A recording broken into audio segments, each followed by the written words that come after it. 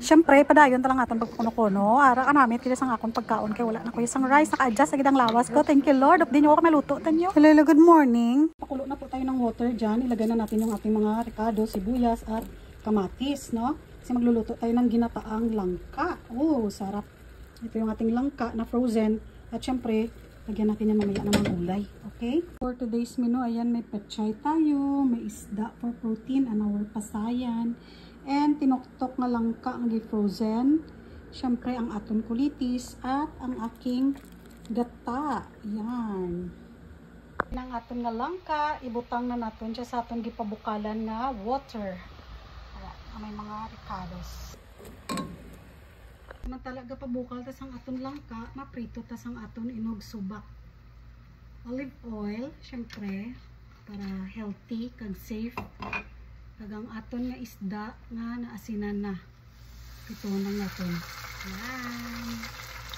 Kaya perfect na sa aton isda, no? Brown na luto na siya. Set aside pa lang anay na. Aton lang ka, ibutang na natin ng stock sa aton pechay para maghumok. Humok ng aton na stock, ibutang na natin ng aton ng mga pechay.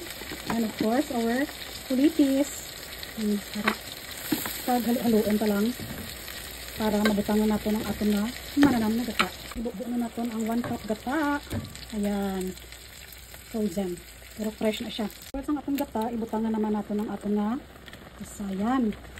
Para may lasa ang aton na ulam. Siyempre, hindi natin pagkalimtan ang mahiwagang asin. Ayan, medyo tamis ang lasa. Sinaka, siyempre, may fresh coconut gata itadira. Hindi isang process, wala preservative. Ayan. Pre-cook naman natin ang aton na shrimp. Ibutang na natin ang aton na fish. Yan.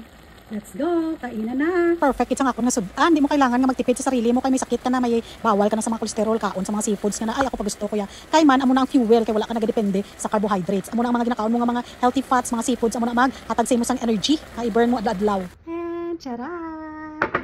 Let's eat! Ito na yung ating ginataang langka with shrimps and fresh isda. Let's go! Pritaan ay. Kag syempre, sa nagpamangkot kaligdira, kag naman ko siya nga 2 weeks na daw ko nga naga no rice. Ano daw ang benepisyo nga nabatyagan ko sa 2 weeks nga pag no rice ko, no?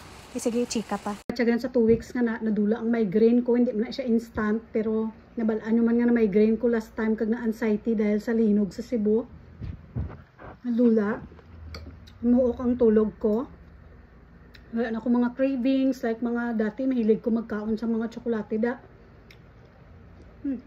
Miming ko. Nadula ang cravings. Pero may kabusog dahil sa mga meat ginakaon mo. Kung hindi ko gutom, wala ko kakaon.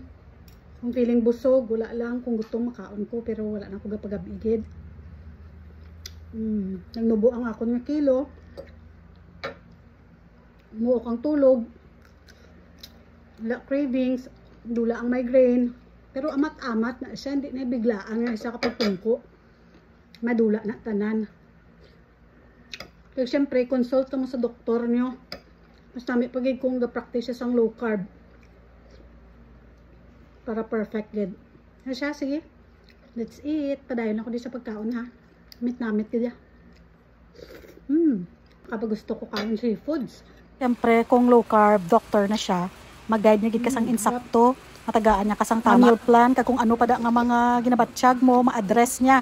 Kag kung gusto niyo mag-download sa mga food guide, ara lang da kay Dr. Iris, no? Nakabase na siya sa Canada. Okay. Pwede niyo na siya i-follow kag gina-download lang na dito ang food guide para balaan niyo kung tama ang inyo landas nga tinatahak. Landas sa tinatahak ko siya babuna.